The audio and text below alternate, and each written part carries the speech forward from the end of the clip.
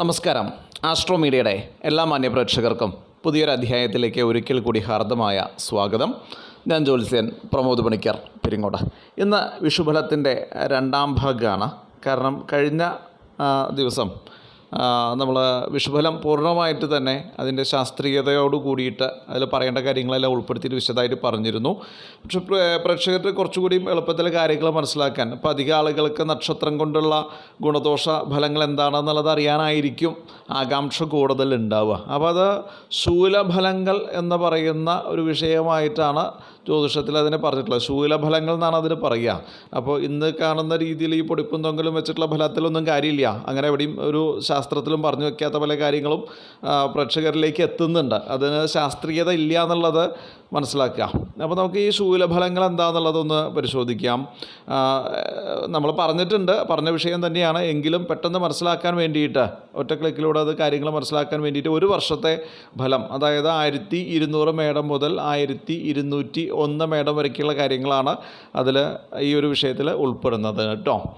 അപ്പോൾ ആദിശൂലം, മധ്യശൂലം, അന്ത്യശൂലം ഇങ്ങനെയാണ് നമ്മൾ നക്ഷത്രങ്ങളെ തിരിച്ചിട്ടുള്ളത്. പിന്നെ ആദിഷഡ്ഗം, മധ്യഷഡ്ഗം, അന്ത്യഷഡ്ഗം എന്ന് പറഞ്ഞിട്ട് ഒരു കാറ്റഗറി കൂടിയുണ്ട്. അപ്പോൾ അത് ഞാൻ പറയുമ്പോൾ മനസ്സിലാവും അത് നിങ്ങൾക്ക്. ചിത്ര നക്ഷത്രം, ചോതി നക്ഷത്രം, വിശാഖം നക്ഷത്രം, ഈ 3 നക്ഷത്രങ്ങൾ ആദിശൂലത്തിൽ ഉൾപ്പെടുന്ന ഫലമാണ്. അപ്പോൾ ഈ വിഷുഫലം, അവരുടേതായിട്ടുള്ള വിഷുഫലം അവർക്ക് സാമ്പത്തികമായിട്ട് ലേശം പ്രയാസങ്ങൾ വന്ന് ഭവിക്കേണ്ട, അല്ലെങ്കിൽ സാമ്പത്തിക കാര്യങ്ങൾ ചെയ്യുമ്പോൾ വളരെ ശ്രദ്ധിക്കേണ്ട ഒരു വർഷമായിട്ട് കാണുന്നുണ്ട്. അതേപോലെ തന്നെ രോഗാദി ആപത്തുകളും വ്യയവുമാണ് ഈ ചിത്ര, ചോതി, വിശാഖ നക്ഷത്രക്കാരുടെ വിഷുഫലമായിട്ട് വരുന്നത്. അതിന് മറ്റുള്ള വിഷയങ്ങളായിട്ട് ബന്ധമില്ല കേട്ടോ. കാരണം അത് വ്യാഴമാറ്റോ ശനിമാറ്റോ രാഹുകേതു മാറ്റമായിട്ടുള്ള ബന്ധമുള്ളതല്ല, ദശയുമായിട്ടോ അപഹാരമായിട്ടോ ബന്ധമുള്ളതല്ല. അവരുടെ മേടമാസം 1-ാം തീയതി മുതൽ അവരുടെ വിഷുഫലത്തിൽ ഉൾപ്പെട്ട വിഷയമാണ്. അത് തീർച്ചയായിട്ടും വളരെ അനുഭവത്തിൽ വരുന്നതും ശ്രദ്ധിക്കേണ്ടതുമായ വിഷയമാണ്. ഇനി നമുക്ക് അനിഴം, തൃക്കേട്ട, മൂലം, പൂരാടം, ഉത്രാടം, തിരുവോണം ഇങ്ങനെ ആദ്യ ഷഡ്ഗത്തിൽപ്പെടുന്ന ഈ 6 നക്ഷത്രക്കാരുടെ അവരുടെ ഈ ഒരു വർഷത്തെ ഫലം എന്താണെന്ന് വെച്ച് കഴിഞ്ഞാൽ സർവാഭീഷ്ട സിദ്ധി ഉണ്ടാവുമെന്നും ബന്ധുക്കൾക്ക് ബുദ്ധിമുട്ടുകൾ ഉണ്ടാകും, അതുകൊണ്ടുണ്ടാകുന്ന ചില മാനസിക പ്രയാസങ്ങൾ ഉണ്ടാവും എന്നുള്ളതാണ് ഈ 6 നക്ഷത്രക്കാരെ സംബന്ധിച്ചിട്ട്, ആദ്യ ഷഡ്ഗത്തിൽപ്പെട്ട ഈ 6 നക്ഷത്രക്കാരെ സംബന്ധിച്ചിട്ട് പറയാനുള്ളത്. എങ്കിലും താരതമ്യേന അപ്പോൾ അവർക്ക് ദോഷം കുറഞ്ഞിട്ടുള്ളൊരു സമയം തന്നെയാണ്. ഇവരുടെ ഏഴരശനിയൊക്കെ കഴിഞ്ഞു പോയിട്ടുള്ളതും ഇവർക്ക് ഒരു ആശ്വാസം കൊടുക്കുന്ന സംഗതിയായിട്ട് പ്രത്യേകമായിട്ട് പറയേണ്ടതുണ്ട്.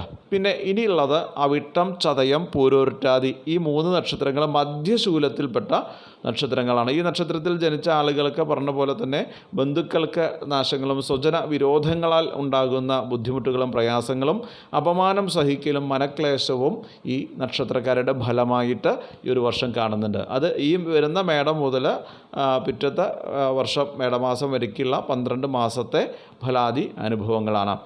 ഇനി ഉത്രട്ടാതി, രേവതി, അശ്വതി, ഭരണി, കാർത്തിക, രോഹിണി എന്ന് പറയുന്ന 6 നക്ഷത്രക്കാർക്ക് ഇവർക്ക് ലോക ബഹുമാനാദി സ്ഥാനമാനങ്ങളൊക്കെ കിട്ടേണ്ട ഒരു വർഷമാണ്. അപ്പോൾ അവരുടെ കഴിവ് ലോകം അംഗീകരിക്കുക, സ്ഥാനമാന ബഹുമാനാദികളൊക്കെ കിട്ടുക. ഇപ്പോൾ പ്രൊമോഷനൊക്കെ കാത്തിരിക്കുന്ന ആൾക്കാരൊക്കെ ഉണ്ടാവും. അവർക്ക് ഈ വർഷത്തെ വിഷുഫലം അവർക്ക് അനുകൂലമായിട്ട് തന്നെയാണ് കാണുന്നത്. ജനപ്രീതി വർദ്ധിക്കുന്നതിനും വിശേഷ വസ്ത്രാഭരണ സിദ്ധികൾക്കൊക്കെ, വിവാഹം പോലെയുള്ള കാര്യങ്ങൾ, അതേപോലെ തന്നെ അംഗീകാരം, പൊന്നാട കിട്ടുക, മെഡൽ കിട്ടുക പോലെയുള്ള കാര്യങ്ങൾ, ഉത്തരവാദിത്തങ്ങൾ പൂർത്തിയാക്കുന്നത് കൊണ്ടുണ്ടാകുന്ന മറ്റുള്ളവരുടെ ബഹുമാനവും പ്രശംസയും ഇതെല്ലാം ഇവർക്ക് ഈ ഒരു വർഷം തീർച്ചയായിട്ടും അനുഭവത്തിൽ വരുന്ന കാര്യമാണ്. ഇനി മകീരം, തിരുവാതിര, പുണർദം ഈ 3 നക്ഷത്രക്കാർക്ക് അന്ത്യശൂലത്തിൽപ്പെടുന്ന നക്ഷത്രക്കാരാണ്. ഇവർക്ക് ആയുധം കൊണ്ട് മുറിവ് പറ്റുകയും പശു, പക്ഷി മുതലായിട്ടുള്ള നാൽക്കാലി മുതലായിട്ടുള്ള ജന്തുക്കളിൽ നിന്നുണ്ടാകുന്ന ഉപദ്രവങ്ങളും ശരീരത്തിൽ മുറിവ് സംഭവിക്കുകയും രോഗാദി അനുഭവ സിദ്ധികളും ഉണ്ടാകും. രോഗത്തിൻ്റെ ആരംഭം, രോഗം കൊണ്ട് കഷ്ടപ്പെടേണ്ട ചില സാഹചര്യങ്ങളൊക്കെ ഉണ്ട്. ഈ അന്ത്യശൂലത്തിൽപ്പെട്ട ആളുകൾക്ക് കുറച്ച് അപകടാവസ്ഥയുണ്ട്. വളരെയധികം ശ്രദ്ധിക്കണം തന്നെയാണ് പറയാനുള്ളത്. ഇനി നമുക്ക് അന്ത്യഷഡ്ഗത്തിൻ്റെ കാര്യം നോക്കാം. പൂയം, ആയില്യം, മകം, പൂരം, ഉത്രം, അത്തം ഇങ്ങനെ 6 നക്ഷത്രക്കാർ അന്ത്യഷഡ്ഗത്തിലാണ് പറഞ്ഞത്. അവർക്ക് ജനനേതൃത്വം, മേലധികാരികളുടെ പ്രീതി, അധികാരപ്രാപ്തി, സുഖം ഇത്യാദി കാര്യങ്ങൾ തീർച്ചയായിട്ടും കിട്ടും. അപ്പോൾ ഇവർക്കും ഈ കണ്ടകശിനിയൊക്കെ തീർന്നതും വ്യാഴം 11ലേക്ക് വരുന്നു എന്നൊക്കെ ഉള്ളതും ആശ്വാസമാണ്. പക്ഷേ അത് ഈ ഒരു വിഷയത്തിൽ ഉൾപ്പെടുത്തേണ്ടതല്ല. അതിൻ്റെ കൂടെ പറഞ്ഞതുകൊണ്ട് ദോഷമില്ല. കാരണം എന്താണെന്ന് വെച്ച് കഴിഞ്ഞിട്ടുണ്ടെങ്കിൽ ഈ ജന്മക്കൂറിലേക്ക് ശനി വീക്ഷിച്ചിരുന്ന 2.5 വർഷക്കാലം അത് ചില്ലറ ദോഷങ്ങളൊന്നുമല്ല അതുകൊണ്ട് ഉണ്ടായിട്ടുള്ളത്. ചിങ്ങക്കൂറുകാരെ സംബന്ധിച്ച് പ്രത്യേകിച്ച് കർക്കിടകക്കൂറുകാർക്കും അവർക്ക് അഷ്ടമശനി തീർന്നു എന്നുള്ളൊരു ആശ്വാസവും ഒക്കെ അതിൻ്റെ ഭാഗമായിട്ടുണ്ട്. അപ്പോൾ മേലധികാരികളുടെ പ്രീതി ഉണ്ടാവുക അതിൻ്റെ വലിയൊരു കാര്യം. നമ്മൾ ചെയ്ത കാര്യത്തിനുള്ള അംഗീകാരം കിട്ടുമ്പോഴാണല്ലോ, ഒരു പ്രോത്സാഹനം കിട്ടുമ്പോഴാണല്ലോ നമുക്ക് ഉയർന്നു വരാൻ പറ്റുക. അതേപോലെ തന്നെ ജനനേതൃത്വവും പ്രത്യേകിച്ച് രാഷ്ട്രീയ മേഖലയിൽ പ്രവർത്തിക്കുന്ന ആളുകൾക്കൊക്കെ വളരെയധികം ഗുണമുള്ള ഒരു വർഷമായിട്ട് ഈ മേടമാസം മുതൽ പിറ്റത്തെ മേടമാസം വരയ്ക്കുള്ള കാലഘട്ടങ്ങൾ നമ്മൾ കാണുന്നുണ്ട്. ഇനി നമുക്ക് വരവ് ചെലവുകളുടെ കാര്യം ഒന്ന് പരിശോധിക്കാം. പിന്നെ കന്തായ ഫലം എന്ന് പറയും. മൂന്ന് കാറ്റഗറിയാണ് അതിനുള്ളത്. ഫസ്റ്റ്, സെക്കൻഡ്, തേർഡ്, ഇങ്ങനെ 3 കാര്യങ്ങളുണ്ട്. അതിൽ ആദ്യശൂല, അതായത് 3 നമ്പറുകളാണ് അതിൽ.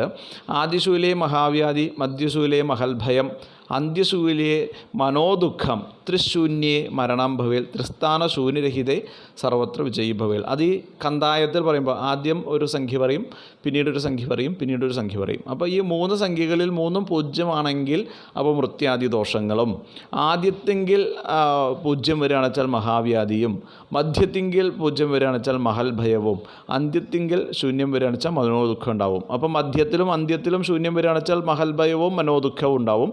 ആദ്യത്തിൽ ശൂന്യം വരിക, അന്ത്യത്തിൽ ശൂന്യം വരിക എന്ന് വെച്ചാൽ മഹാവ്യാധിയും മനോദുഃഖങ്ങളും ഫലമായിട്ട് വരും. അപ്പോൾ അങ്ങനെ മനസ്സിലാക്കാൻ കേട്ടോ അത്. അപ്പോൾ ഞാൻ അത് 27 നാളിനെയും പറഞ്ഞു തരാം.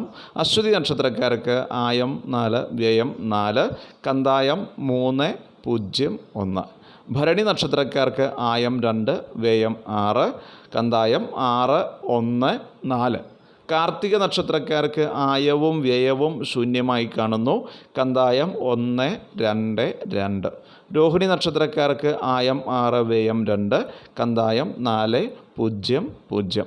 മകീരം നക്ഷത്രക്കാർക്ക് ആയം 4, വ്യയം 4, കന്തായം 7, 1, 3. അതിലൊട്ടും ശൂന്യത കാണുന്നില്ല. തിരുവാതിര നക്ഷത്രക്കാർക്ക് ആയം 2, വ്യയം 6, കന്തായം 2, 2, 1. പുണർദം നക്ഷത്രക്കാർക്ക് ആയവും വ്യയവും ശൂന്യമായിട്ട് കാണുന്നു. കന്തായം 5, 0, 4. 0 വരുന്ന ഭാഗങ്ങൾ പ്രത്യേകമായിട്ട് ശ്രദ്ധിക്കേണ്ടതാണ്. പൂയം നക്ഷത്രക്കാർക്ക് ആയം 6, വ്യയം 2, കന്തായം 0, 1, 2. ആയില്യം നക്ഷത്രക്കാർക്ക് ആയം 4, വ്യയം 4, കന്തായം 3, 2, 0. മകം നക്ഷത്രക്കാർക്ക് ആയം 2, വ്യയം 6, കന്തായം 6, 0, 3. പൂരം നക്ഷത്രക്കാർക്ക് ആയവും വ്യയവും ശൂന്യമാണ്. കന്തായം 1, 1, 1. ഉത്തരം നക്ഷത്രക്കാർക്ക് ആയം 6, വ്യയം 2, കന്തായം 4, 2, 4. അത്തം നക്ഷത്രക്കാർക്ക് ആയം 4, വ്യയം 4, കന്തായം 7, 0, 2. ചിത്ര നക്ഷത്രക്കാർക്ക് ആയം 2, വ്യയം 6, അവരുടെ കന്തായം 2, 1, 0. ചോതി നക്ഷത്രക്കാർക്ക് ആയവും വ്യയവും ശൂന്യമാണ്. കന്തായം 5, 2, 3. വിശാഖം നക്ഷത്രക്കാർക്ക് ആയം 6, വ്യയം 2, കന്തായം 0, 0, 1. അനിഴം നക്ഷത്രക്കാർക്ക് ആയം 4, വ്യയം 4, കന്തായം 3, 1, 4. തൃക്കേട്ട നക്ഷത്രക്കാർക്ക് ആയം 2, വ്യയം 6, കന്തായം 6, 2, 2. മൂലം നക്ഷത്രക്കാർക്ക് ആയവും വ്യയവും ശൂന്യമാണ്.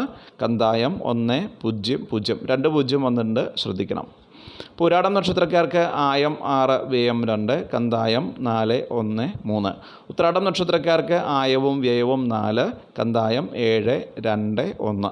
തിരുവോണം നക്ഷത്രക്കാർക്ക് ആയം 2, വ്യയം 6, കന്തായം 2, 0, 4. അവിട്ടം നക്ഷത്രക്കാർക്ക് ആയവും വ്യയവും ശൂന്യമാണ്.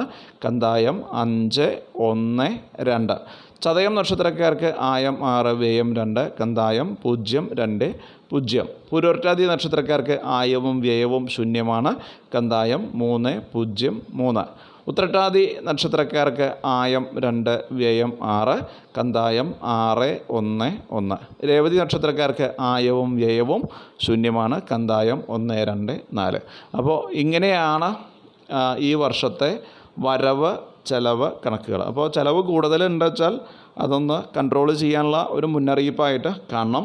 ഇനി കൂറിൻ്റെ അടിസ്ഥാനത്തിൽ നമ്മൾ ആയവ്യയം കണക്കാക്കുമ്പോൾ മേടം വൃശ്ചിക കൂറുകാർക്ക് ആയം 2, വ്യയം 14, വളരെ കൂടുതലാണ് ചിലവ് കേട്ടോ. ഇടവക്കൂറ് തുലാക്കൂറ് ഇവർക്ക് ആയം 11, വ്യയം 5, വരവ് കൂടുതലും ചിലവ് കുറവുണ്ട്. മിഥുനം കന്നി ഈ 2 കൂറുകാർക്ക് ആയം 14, വ്യയം 2. കർക്കിടക കൂറുകാർക്ക് ആയം 14, വ്യയം 8. ചിങ്ങക്കൂറുകാർക്ക് ആയവും വ്യയവും 11. ധനു മീനം രാശിക്കാർക്ക് ആയവും വ്യയവും 5. കുംഭം മകരം രാശിക്കാർക്ക് അതായത് കുംഭക്കൂറും മകരക്കൂറും 8ഉം 4, ആയം 8ഉം വ്യയം 14ഉമാണ്. അപ്പോൾ ഈ വ്യയം കുറഞ്ഞിരിക്കണം, ആയം കൂടിയിരിക്കണം. ഇങ്ങനെയാണ് അതിൻ്റെ ഒരു ശാസ്ത്ര പദ്ധതി. ഇത്രയും ആചാര്യൻ ഈ വിഷുഫലത്തെ പറയാൻ വേണ്ടിയിട്ട് നമുക്ക് തന്നിട്ടുള്ള ജ്യോതിഷ ഉപദേശം. ഇതിനെ പൊലിപ്പിച്ച് പല കാര്യങ്ങളും പറഞ്ഞിട്ട് അതൊന്നും കിട്ടാണ്ട് വരുമ്പോൾ പല ബുദ്ധിമുട്ടുകൾ ആളുകൾക്ക് ഉണ്ടാവും. അതിന് പറഞ്ഞ ആളുകൾ തന്നെ ഉത്തരവാദിത്വം ഏറ്റെടുക്കണം എന്നുള്ളൊരു അപേക്ഷ കൂടിയിട്ടുണ്ട്. അപ്പോൾ ഇത്തരം കാര്യങ്ങൾ മാത്രമേ ഉള്ളൂ ഇതിനോട് ബന്ധപ്പെട്ടിട്ട് മനസ്സിലാക്കാനുള്ളത്. പിന്നെ അവനവൻ്റെ ജാതകമൊക്കെ ഒന്ന് പരിശോധിച്ച് ദശാകാലങ്ങളും അപഹാരകാലങ്ങളൊക്കെ ഒന്ന് മനസ്സിലാക്കി എന്തെങ്കിലും തരത്തിലായ ദോഷങ്ങൾ ഉണ്ടെച്ചാൽ അതിനനുസൃതമായിട്ടുള്ള പരിഹാരങ്ങൾ ഉത്തമ ദൈവത്തിൻ്റെ സമക്ഷം പോയി നമ്മൾ പരിശോധിച്ച് ജാതകമൊക്കെ പരിശോധിച്ച് ഉറപ്പ് വരുത്താം കേട്ടോ. അപ്പോൾ ലോകാ സമസ്ത സുഖിനോ ഭവന്തു എന്ന് പ്രാർത്ഥിച്ചുകൊണ്ട് തൽക്കാലം വിട പറയുന്നു. എല്ലാവർക്കും ഒരിക്കൽ കൂടി നന്ദി, നമസ്കാരം, ശുഭദിനം, വിഷു ആശംസകൾ.